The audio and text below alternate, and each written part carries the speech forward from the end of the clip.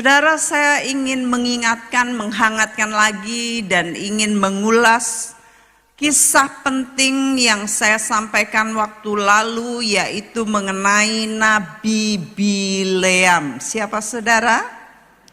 Bileam, ya. Bileam ini sakti banget. Apa yang dikatakannya terjadi. Kalau dia ngomong jadi kodok, kira-kira itu jadi kodok, ya. Atau pikirannya jadi seperti kodok. Kalau dia bilang turunkan berkat Tuhan, seberapa? Seisi segede rumah ini, jebret, itu orang juga akan diberkati. Nah, itu terjadi karena dia mendengar suara Tuhan. Itu terjadi karena dia meripik di dalam perjalanannya dipakai Tuhan. Ya. Saat seseorang mendengar suara Tuhan, saat seseorang menjadi pelaku firman, dari hal kecil dulu, nanti Tuhan tambah-tambahkan. Tuhan kasih lagi kepekaan untuk mendengar suaranya, dan kemudian orang itu menjadi pelaku firman. Tambah lagi Tuhan memberi kepercayaan, Tuhan ngomong tertentu dan dia melakukan, kemudian tambah-tambah dan Tuhan akan pakai dia. Demikian juga dengan Bileam. Ya. Mendengar suara Tuhan sampai dia sangat mahir, sakti, peka mendengar suara Tuhan. Nah, kita kan sering nanya, mendengar suara Tuhan, piye to suarane Tuhan? Tidak jauh-jauh di dalam hati saudara. Dulu awal-awal Tuhan ngajarin saya mengenai uang. Tuhan minta saya untuk ngasih uang. Waktu itu saya ada di mana ya? Kayaknya ada di Amerika. Ya, di Amerika. Waktu saya sekolah di luar negeri itu seret, saudara. Bahasa saya tuh miskin papa atau miskin totok. Benar-benar mami papi nggak pernah kirim uang, ya. Saya harus dengan iman, nggak bisa mengharapkan siapapun. Jadi untuk memberi itu, untuk mengeluarkan uang itu berat banget. Tapi saya selalu sisihkan, selalu perpuluhan saya. Dan itu 1/10. Kurang nggak kurang hitungannya, pokoknya saya selalu ngasih perpuluhan itu sejak saya ada di rumah Tuhan di sini, sejak di Timuran. Sejak saya tahu itu tulisan di Alkitab perpuluhan. Nah, belajar dari hal yang kecil, ya. Di sini ada anak-anak muda yang ngasih perpuluhan, ya, perpuluhannya masih kecil. Oh, karena mereka uang jajannya masih kecil. Tetapi itu setia belajar mendengar suara Tuhan yang letterlek dulu. Enggak perlu Tuhan ngomong enteni, Tuhan ngomong, enggak perlu. Kerjain yang kecil dulu. Ini enggak kecil, ya. Ngasih dulu, ada di dalam firman. Nah, saya melakukan, lama-lama saya mulai melakukan firman Tuhan, dan saya dihujat beberapa, ya. Pertama waktu itu saya ke New Zealand. Saya tinggal di New Zealand itu 6 bulan, saudara, ya. Waktu di New Zealand, jadi saya mulai melihat kepemimpinan saya mulai muncul. Ada orang-orang Indonesia di sana, saya gabung sama orang-orang Indonesia. Saya bilang sama mereka, yuk kita perform di gereja. Ya. Ngapain? Nyanyi, saya gitu. Nyanyi. Saya pamit dulu sama Pak Pendeta. Saya bilang, Pak Pendeta boleh nggak kami orang-orang Indonesia nyanyi? Oh ya, senang sekali pendetanya. Jadi saya mulai pimpin mereka, yuk pakai putih hitam paling gampang, ya, punya semua putih hitam. Wah, mereka senang, kami latihan dan akhirnya kami perform, ya. Tapi saya belum menyampaikan firman waktu di sana. Di sini sudah. Nah, saya cuman, ayo nyanyi. Saya mulai lihat orang-orang Indonesia beberapa, ada yang saya tahu ini, orang-orang ini hidupnya hidup bersama. Hidup seperti suami istri, padahal masih pacaran. Jadi saya mulai ngomongin, loh kayak gitu tuh nggak boleh loh. Hidup bersama sebelum menikah, wah saya mulai dibenci sama mereka. Nah itu mulai saya menjadi pelaku dan saya mulai ngomongin. Dibenci, dikata-katain dan dijauhi. No problem ya.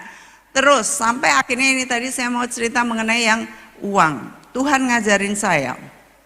Dari perpuluhan saya setia mulai Tuhan ngomongin. Kamu ini nggak ngomong audible gini, tetapi bahasa saya, ya saya nangkep di hati. Kamu ngasih sopir itu $200. Hah? $200? Banyak banget gitu. $200 itu berapa saudara? Kalau sekarang kira-kira kali 15.000, 200 kali 15.000. Zaman dulu masih 10.000 lah ya. Jadi 2 juta. Ngasih supir itu gratis tanpa kerja 2 juta. Enggak Tuhan. Jadi saya tahan itu uang. Lalu tiap kali saya buka dompet selalu kayak no. Aduh, selalu buka. Kalau buka mau bayar sesuatu, kasih ke orang itu, ke supir itu. Saya bilang Tuhan, lama sampai akhirnya saya nurut. Ya udah, nurut tapi separuh. Saya ngasih 1 juta, saya ngasih $100. Ya udah, ini pas $100 itu udah kebanyakan banget. Ya, zaman dulu loh saudara. Ini udah lama banget, 25 tahun lebih. Ya, kira-kira segitulah. Ya kira-kira 25 tahunan. Terus setiap kali saya buka separuhnya. Setiap buka dompet lagi separuhnya belum. Aduh gitu. Jadi saya kekejar suara Tuhan nih ya. Saya sebenarnya bisa ini. Enggak. Titik Tuhan. Enggak, kebutuhan saya banyak Tuhan. Bensin saya, makan saya. Ini dan itu persembahan. Saya bisa ngomong itu. Tapi Roh Kudus lagi ngajarin saya. Separuhnya. Akhirnya ya sudah gitu ya. Nah, saya kasih separuhnya. Gak lama, teman saya, waktu itu teman saya yang saya ketemu di Korea, datang. Dia datang dan kami ngobrol sebentar, Mac, bisa nggak aku ketemu kamu? Aku dari Australia, aku mau ketemu kamu. Oh ya. Waktu itu saya kayaknya ya antara saya dari Amerika terus saya udah pulang ke Jakarta ke Indonesia gitu. Dia datang di Indonesia, lalu ngobrol sebentar, dia ngasih amplop tebel, amplop coklat tebel gede gini. Saya buka isinya berapa? 2 juta. Pas. Saya bilang, aduh ini dagelan ya. Saya ini ndageli Tuhan. Mbok dari dulu bungane wis oke. Hitungan masih hitungan ya. Mbok dari dulu saya ngasih taat, kenapa sih? Lama banget dia. Akhirnya setelah itu Tuhan minta berapa lagi? Saya kasih. Tuhan minta yang paling angel, saudara ya, yang paling sulit. Saya suruh ngasih orang yang musuhin saya. Ya, itu pertama gampang, masih gampang, sopir ya. Nggak ada kesana apa-apa. Hanya Tuhan taruh di hati ngasih sopir itu gitu.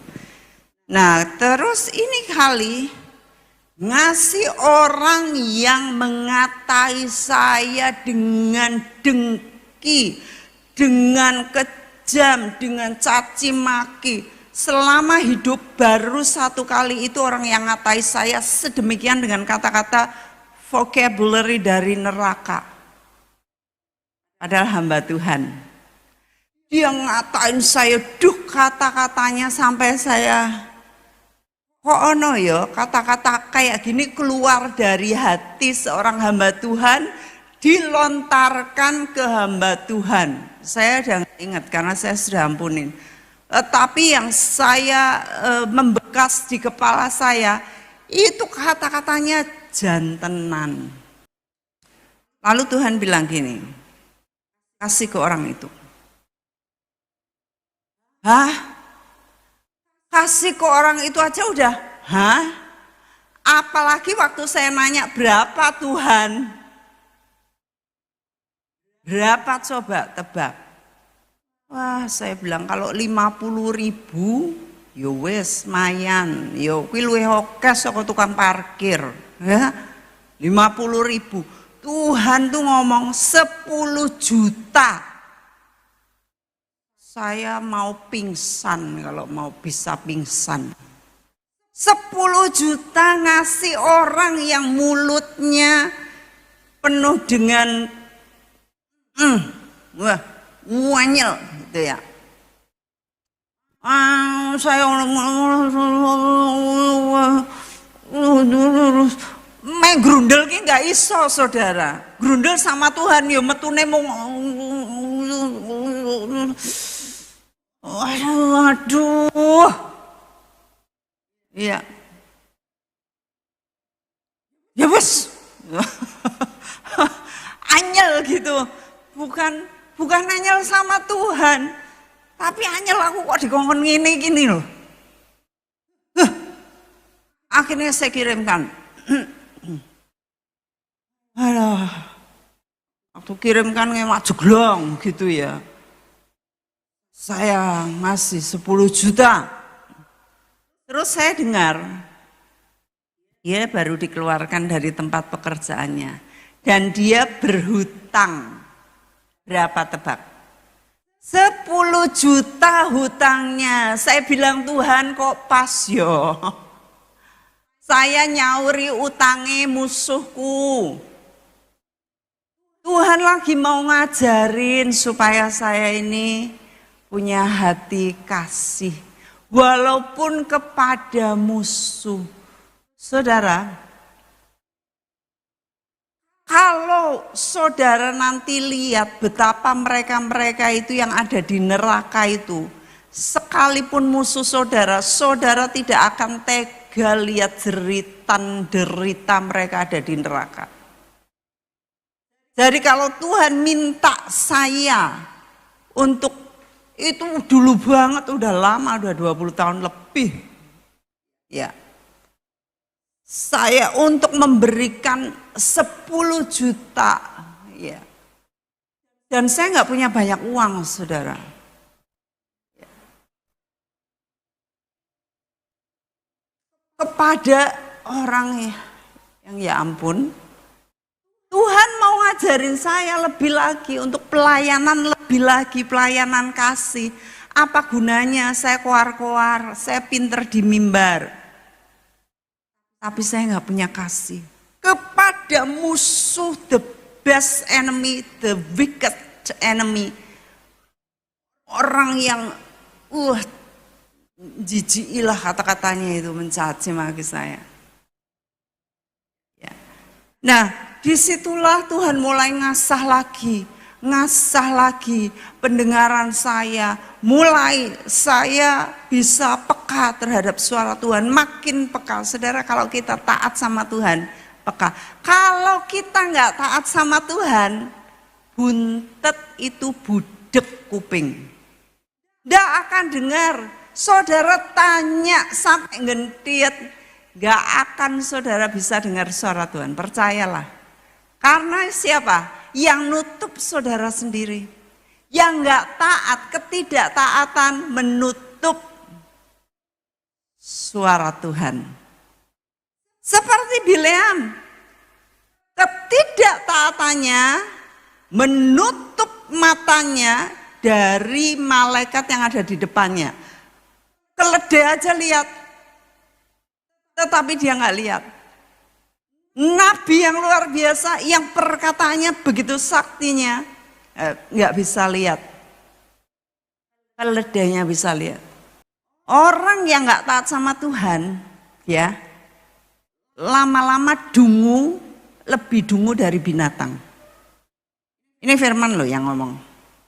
Firman yang mengilustrasikan. Bahkan seorang nabi yang begitu peka, yang sakti. Ya, itu sebabnya saudara belajarlah. Saya ini belajar bukan karena saya anaknya Pak Beni. Terus saya itu tiba-tiba bisa mendengar suara Tuhan. Terus saya diundang di mana-mana. Saya mendapatkan anugerah Tuhan. Enggak. Saya meripik, saudara. Perjalanan manusia roh saya meripik. Enggak ada. Yang instan tuh enggak ada. Oh, anaknya pendeta Beni langsung diurapi. Enggak ada. Ya. Karena bapaknya pendeta, Tuhan mengurapi. Tidak ada. Tidak ada dinasti. Meripik secara rohani. Semua kita sama. Hanya saya merasa saya sendiri. Beruntungnya saya tinggal dibesarkan di rumah Tuhan dengan firman Tuhan hari-hari. Saya belajar dari lutut nenek saya untuk belajar berdoa. Sejak kecil saya sudah lahir ceprot di gereja.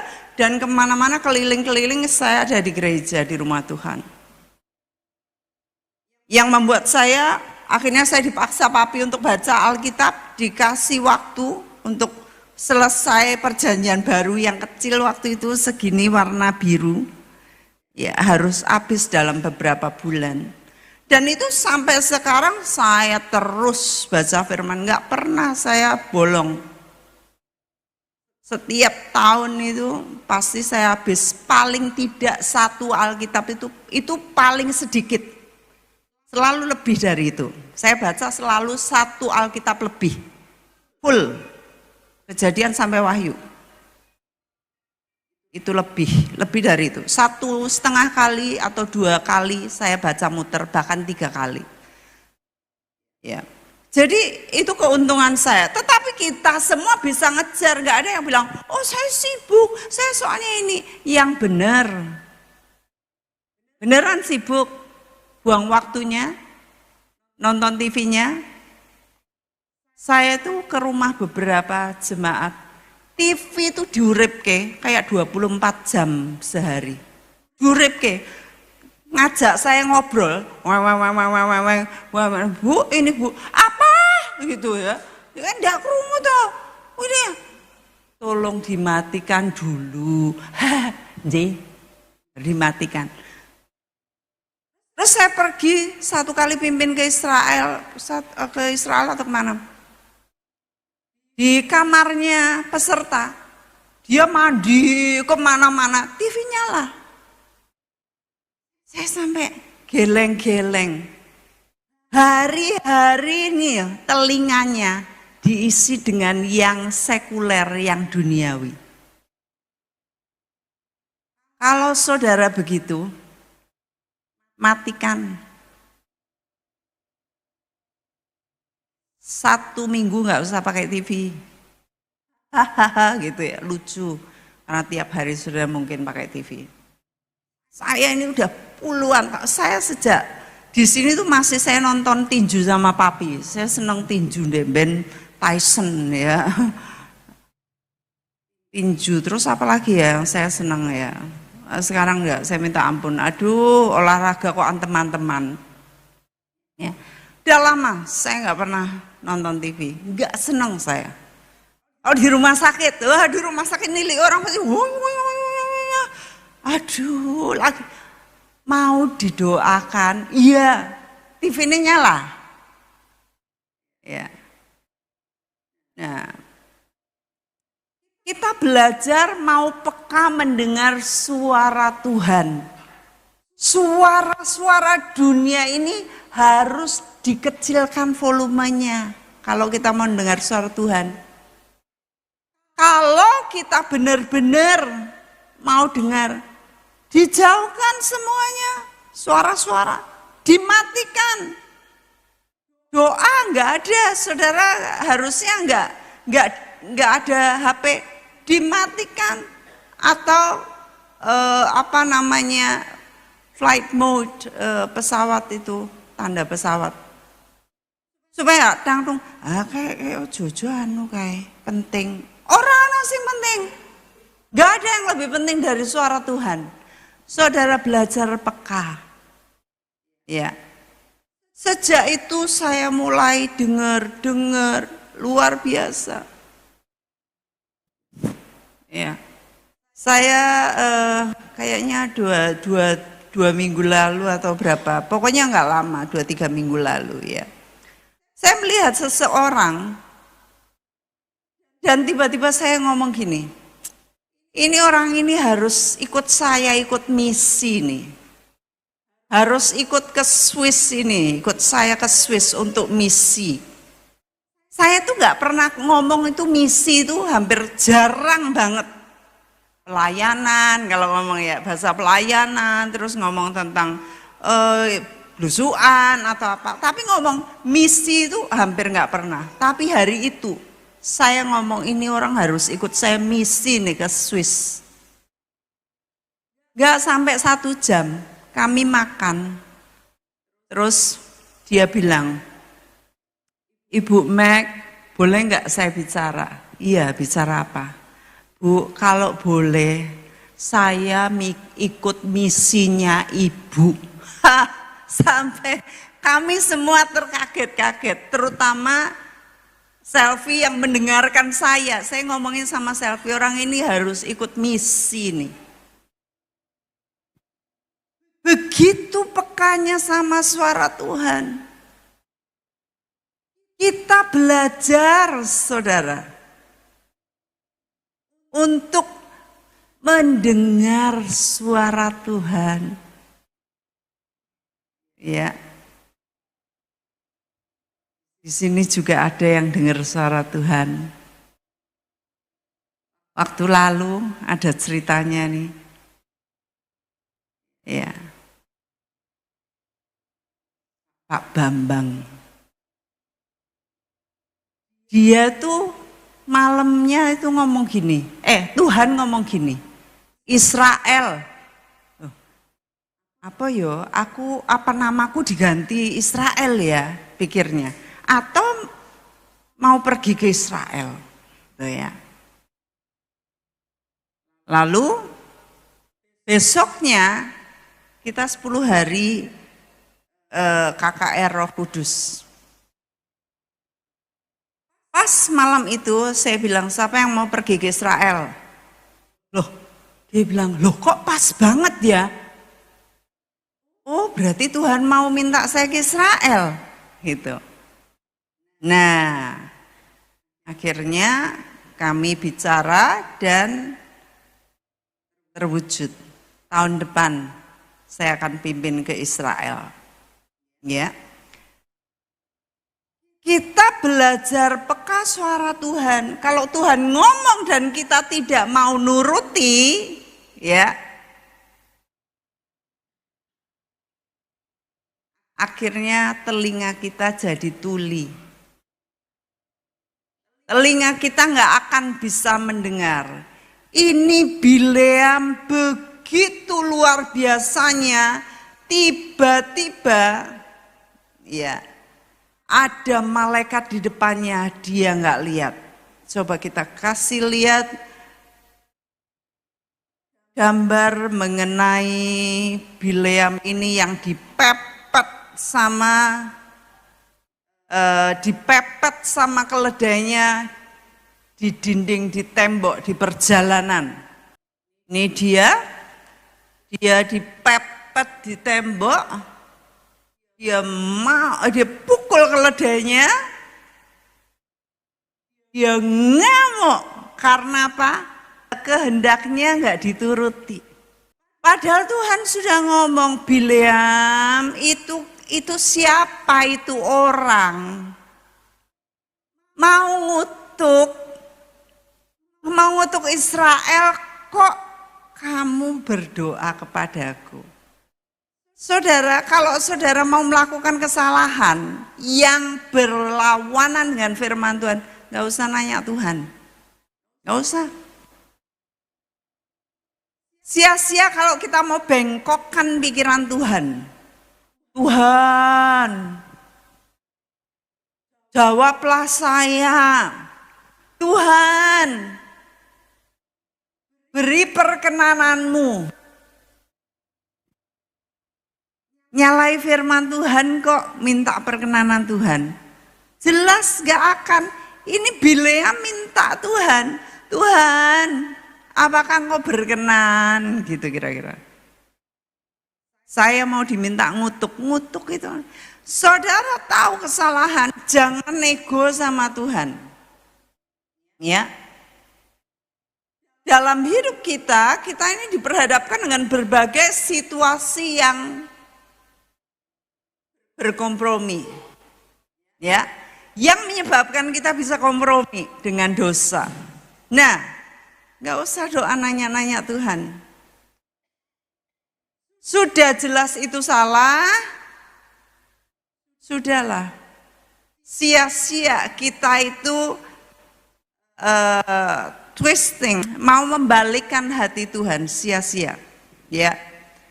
Nah, saat kita ini melanggar firman Tuhan, maka yang terjadi pertama adalah perpisahan dengan Tuhan dan kehendaknya. Perpisahan dalam arti saudara sendiri yang misahin diri. Lama-lama roh Tuhan akan pergi dari seseorang yang gak taat. Makanya Daud berkata waktu dia berdosa dengan Batsheba, dia bilang, Tuhan, jangan ambil rohmu daripadaku. Karena roh Tuhan bisa diambil daripadanya. Seperti Saul, Raja Saul.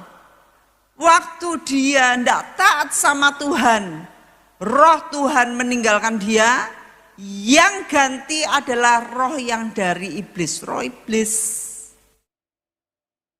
Dia jadi gila, seperti orang gila, nancep tombak, mau nancep ke badannya Daud karena iri.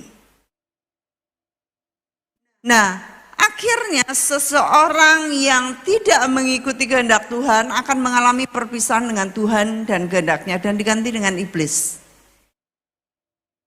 Dan kedua, dia hidup dalam keras kepala, keras hati, melawan Tuhan, itu adalah mendisplay kesombongan dan kejahatan. Ya, keras kepala, hidup dalam kesombongan, dalam keras kepala. Karpu pokoknya aku ngene. Sudah dibilangin siapa aja, pendetanya, orang tuanya, teman-temannya, mentornya, enggak. Pokoknya aku gini ya gini. Pokoknya ini kesukaanku, ini mauku selamanya. Tidak ada orang yang bisa menghentikan keinginanku. Celakalah orang tersebut. Dan Tuhan berkata, orang yang melawan Tuhan, jalannya adalah jalan menuju kepada kebinasaan. Ini Bileam. Awalnya dia oke. Aku Tuhan ngomong apa saja, aku akan nuruti. Tapi dia sudah punya mau. Dia melihat, upaya oke banget yo. Raja membawa keledai onta-onta dengan semua bawaan-bawaan kanan kirinya. Banyak banget sampai gelendotan, sampai bungkuk-bungkuk itu unta. Saking penuh, hatinya pingin. Saudara, hati-hati jikalau yang kita ingini adalah upah, yang kita ingini uang dan kita tahu itu salah. Yang kita bukan hanya uang saja, tetapi yang kita ingini kita pikir itu baik untuk masa depan kita. Tapi jikalau semuanya dikerjakan dalam ketidaktaatan, maka jalannya menuju kepada kebinasaan. That's it. Itu aja titik. Bahaya. Kalau saudara sudah mengambil keputusan yang salah, saudara akan hidup dalam covering perlindungan kebinasaan. Perlindungan kebinasaan. Saudara tiap minggu datang ke Tuhan, Tuhan tolong saya. Kamu ada dalam covering kebinasaan. Tuhan ampuni saya. Tetap kamu ada dalam covering kebinasaan. Salah, ini sudah salah. Udah kamu di jalur yang salah ya salah. Gak bisa, kecuali kamu bubar semuanya, buang semuanya, berhenti kerja, cerai, dan semuanya sudah bebas, bersih semuanya, ampuni Tuhan dan balik sama Tuhan dan di titik nol. Tetapi kalau sudah melenceng, ya hidup di sana, mau doa sampai jungkir balik, tetap covering kebinasaan. Dan nanti akhirnya Roma 8 ayat 28.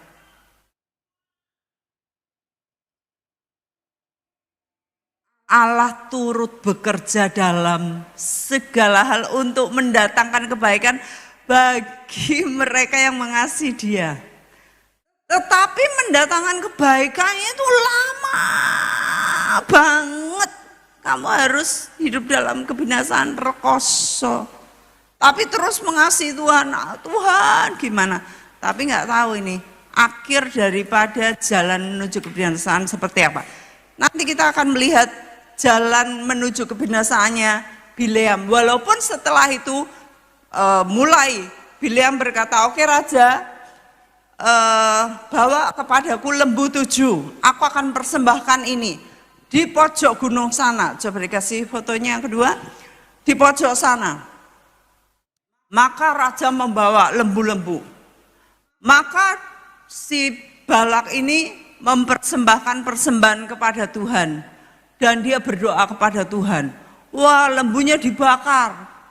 Tuhan bicara. Dan kemudian Tuhan bicara lewat mulutnya. Diberkatilah Israel, ya. Gak ada yang bisa ngutuk.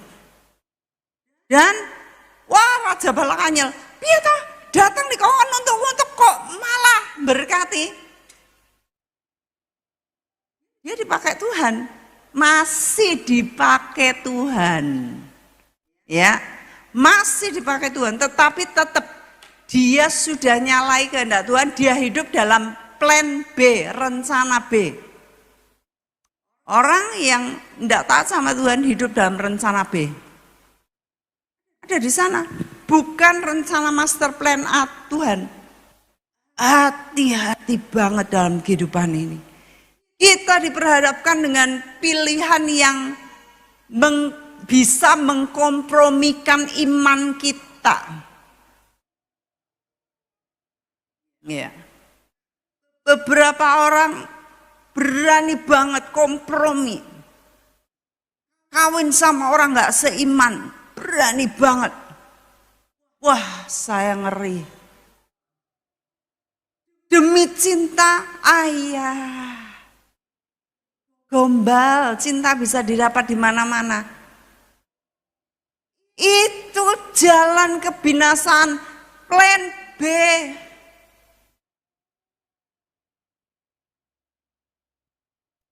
Akhirnya orang yang hidup dalam plan B nggak akan peka suara Tuhan, tidak menerima master plan-nya Tuhan, tidak menerima berkat-berkat seyogyanya mengiringi jika dia hidup dalam plan A. Wah, saudara ini nggak main-main. Bagi saudara yang belum kebacut, yang kebacut, culno, lepas, balik ke titik nol, ke plan A. Lorone kayak apa? Jangan takut.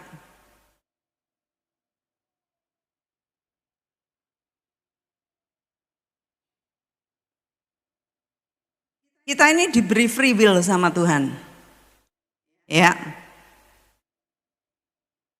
Pepatah mengatakan mati itu di tangan Tuhan. Ya, betul atau salah? Betul enggak? Betul enggak? Jawabannya itu lemah. Betul. Betul enggak? Betul. Betul. Mati di tangan siapa? Tidak. Nyawa itu di tangan Tuhan, yang nyabut itu Tuhan. Tapi hidup dan mati ditentukan oleh kita.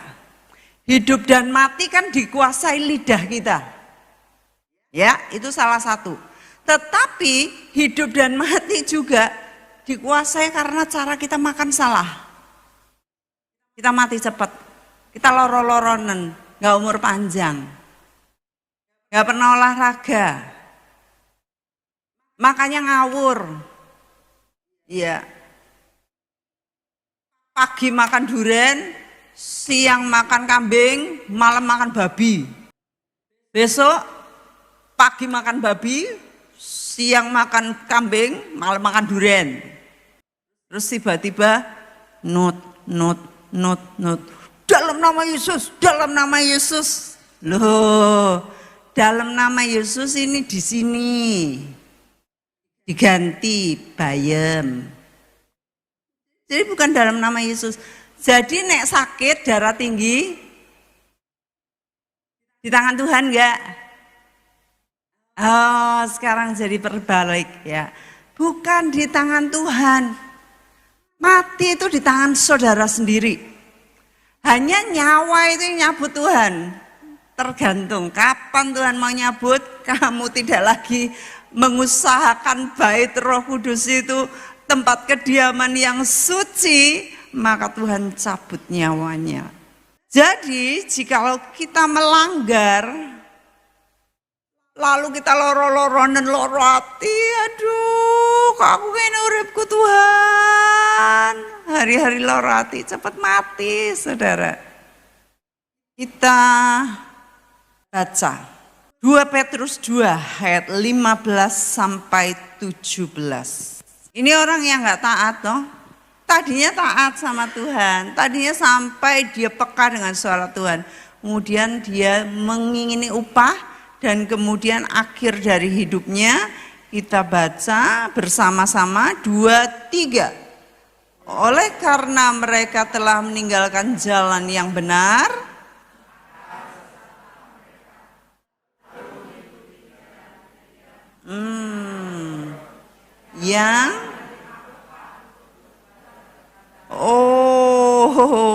jadi Bileam ini suka upah, senang dapat duit kotor,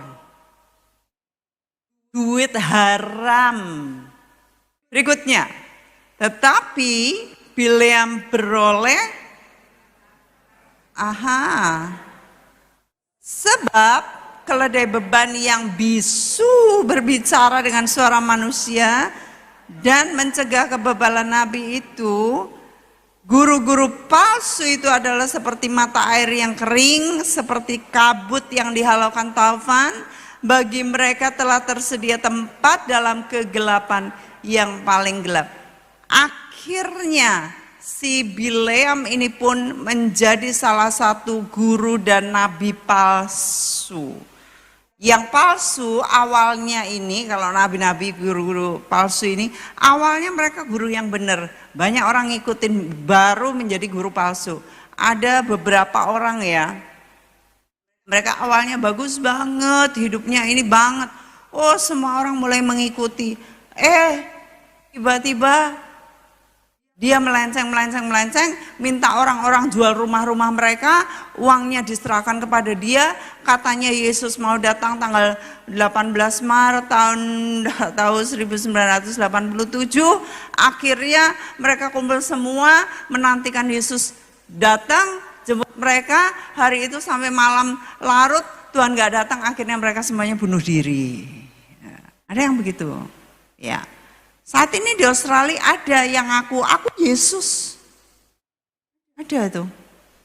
Dia hidup di hutan yang luas rumah, tetapi dia beli lahan yang besar. Di mana-mana ada muncul Yesus palsu. Nah, Bileam ini rupanya suka upah untuk menerima perbuatan jahat. Kita mesti hati-hati akan hal ini. Yudas 1 ayat 11. Kita baca bersama-sama 2, 3.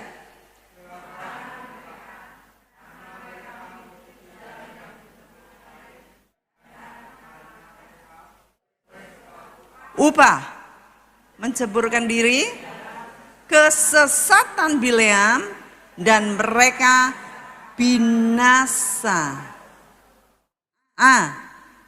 Jadi orang yang sesat, yang memimpin ke dalam kesesatan, akhirnya seperti ini. Dia sesat, dia binasa. Saya mengingatkan kita bersama agar kita nurut sama Tuhan. Jalan lurus aja sesuai dengan kebenaran. Saat kita belajar dengar suara Tuhan, maka kita ini makin hari makin peka. Tuhan ngomong apa? Kita dengerin. Tuhan ngomong lagi. Tuhan ngomong. Dan biasanya, saya kasih tahu saudara, biasanya suara Tuhan itu bertentangan dengan kemauan kita. Bertentangan. Aduh, kayak saya tadi disuruh ngasih musuh saya, dia memusuhi saya. Saya nggak musuhin dia. Ya. Uang sebesar itu 50.000 aja sudah bagus ngasih dia. Ya. Tapi Tuhan suruh seringkali bertentangan dengan kemauan saudara. Karena kita hidup ini loh ada dalam daging. Daging tuh maunya yang enak, maunya yang enak ke awak. Tetapi saudara ketahuilah kita ada roh di dalam. Manusia roh, sehingga kita harus mengikuti roh Tuhan. Ya, Tuhan tidak selalu muncul dengan cara seperti itu. Tuhan nggak selalu menggunakan binatang. Mungkin kalau saya berdoa tiba-tiba anjing saya ngomong, "Mam, stop," gitu. Ya, saya kaget. Nggak pernah. Ya, nggak pernah. Jadi nggak semua kita jalan salah, Tuhan itu mepetin kita. Tetapi selalu ada ranjau. Ingat saya cerita waktu lalu mengenai saya penyembahan sama cowok itu. Lalu setelah itu apa yang terjadi? Gitar saya keplenyet kunduran mobil. Ada ranjau-ranjau. Tuhan akan memberikan peringatan karena sayang sama kita. Sama saya Tuhan sayang karena apa? Allah itu mung gitar we tak plenyeke nggak apa-apa, nggak sepiro daripada kamu binasa. Loh Tuhan, kan dia orang Kristen, kan dia ada titel teologia hamba Tuhan. Tuhan bilang, aku punya rencana yang lebih baik buat kamu. Ya. Dan thank God saya nurut sama Tuhan. gitar, nggak jadi masalah. Supaya saya tidak mati dalam kesesatan saya. Bilangan 31 ayat 7 sampai 8. Ini cara-caranya Bileam mati. Bilangan 31 ayat 7 sampai 8. Kemudian berperanglah mereka melawan Midian, bangsa Israel, seperti yang diperintahkan Tuhan kepada Musa, lalu membunuh semua laki-laki mereka. Selain dari orang-orang yang mati terbunuh itu, mereka pun membunuh juga raja-raja Midian. Penting ya, namanya disebut. Yakni Ewi, Rekem, Zur, Hur, Reba, kelima raja Midian. Juga, nah ini orang penting. Bileam bin Beor dibunuh mereka dengan pedang. Mati nggak layak ini. Ya. Ayat terakhir, Yosua 13 ayat 22. Juga Bileam bin Beor, juru tenung itu. Akhirnya dari seorang nabi, lama-lama merembet jadi nabi palsu. Lama-lama merembet jadi juru tenung. Tukang kwamya, dukun. Ya. Bileam juru tenung itu telah dibunuh oleh orang Israel dengan pedang beserta orang-orang yang telah mati tertikam oleh mereka. Pagi hari ini kita belajar lagi bagaimana mendengar suara Tuhan. Kisah panjang mengenai Bileam ini harus kita perhatikan dengan seksama.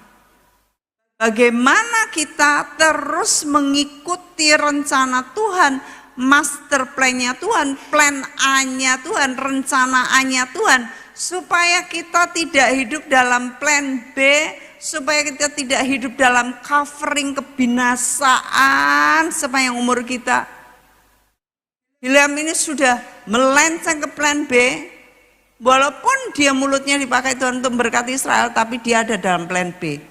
Kebinasaan dan berakhir dengan binasa. Saya tidak mau ada seorang pun di sini, anak-anak Tuhan dan saudara-saudara yang streaming di seluruh dunia. Saya tidak mau ada seorang pun yang hidup dalam kehendaknya sendiri, mengikuti kehendaknya sendiri. Hidup dalam covering kebinasaan ini. Percuma. Firman Tuhan mengatakan jerih payah yang kita lakukan untuk Tuhan itu. Apa yang kita lakukan semuanya di dalam Tuhan dan untuk Tuhan itu. Tidak sebanding dengan kemuliaan yang Dia sediakan bagi kita.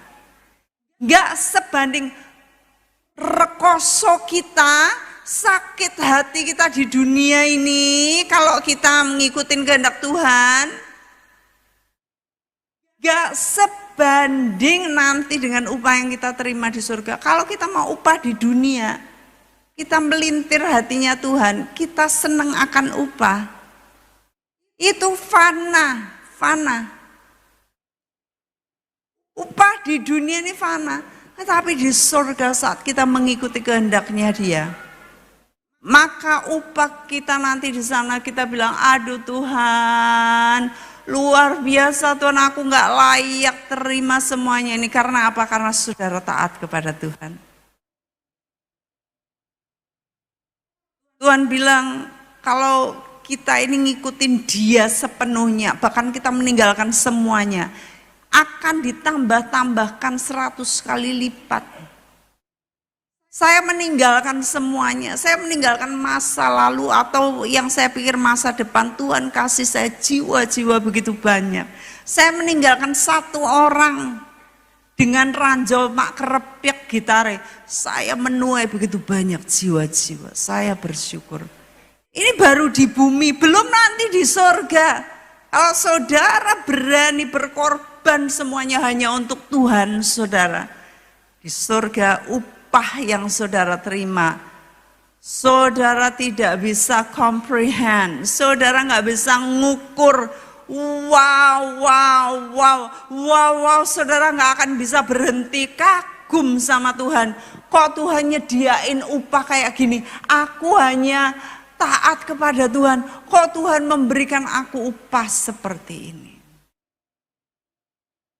Kita bersyukur. Ya. Kita bersyukur hidup di dunia ini kita menderita sementara untuk memperoleh upah kekal di surga. Amin. Puji Tuhan, mari kita berdoa.